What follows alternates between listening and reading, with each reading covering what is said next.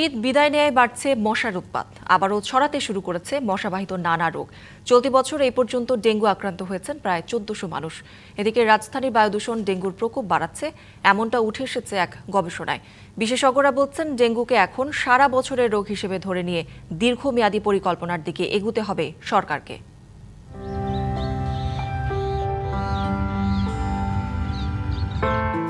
মাঘ পেরিয়ে প্রকৃতির বুকে চলে এসেছে ফাগুন। নগর থেকে বিদায় নিচ্ছে শীত। তাপমাত্রা উষ্ণ হতে থাকায় রাজধানীর বিভিন্ন স্থানে বেড়েছে মশার উপদ্রব। রীতিমতো অতিষ্ঠ হয়ে উঠেছেন নগরবাসী। তাদের যত ক্ষোভ মশা নিয়ন্ত্রণে সিটি কর্পোরেশনের ব্যর্থতায়।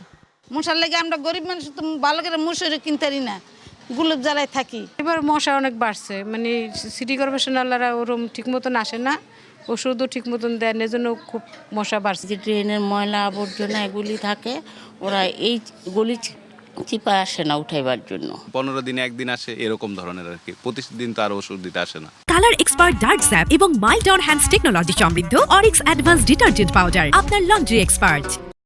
স্বাস্থ্য অধিদপ্তরের পরিসংখ্যান বলছে, চলতি মাসে এ পর্যন্ত মশাবাহিত রোগ ডেঙ্গুতে আক্রান্ত হয়ে চিকিৎসা নিয়েছেন প্রায় ৩০০ জন। চলতি বছরে মৃত্যু ঘটেছে ৪ জনের। বিশেষজ্ঞরা বলছেন, বছরের শুরুতে ব্যবস্থা না নিলে ডেঙ্গু এবারও প্রকট হয়ে ধরা দেবে।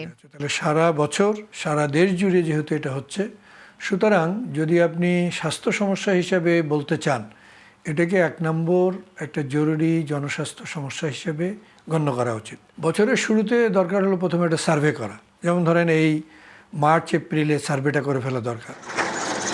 সম্প্রতি পরিবেশ বিষয়ক সাময়িকী এনভায়রনমেন্টাল পলিউশনের এক গবেষণায় জানানো হয়েছে, বাংলাদেশ সহ যেসব দেশে বায়ু দূষণ বেশি, সেসব দেশে ডেঙ্গুতে মৃত্যুহার বিশ্বের গড় মৃত্যুহারের চেয়ে অনেক বাড়তি।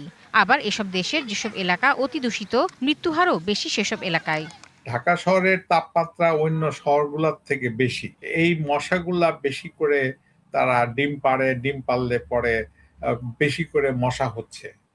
তো সেই বেশি করে মশা যাতে না হয়, সেইখানে আবার তখন দেখতে হবে যে পানি জমে আছে কিনা।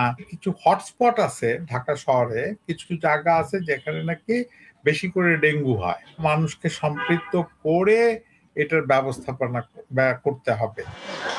প্রাকৃতিক উপায়ে মশা নিয়ন্ত্রণে কিছু ব্যবস্থা নেওয়ারও পরামর্শ দেন এই বিশেষজ্ঞ। Tahsina Jessy, DBC news, Dhaka.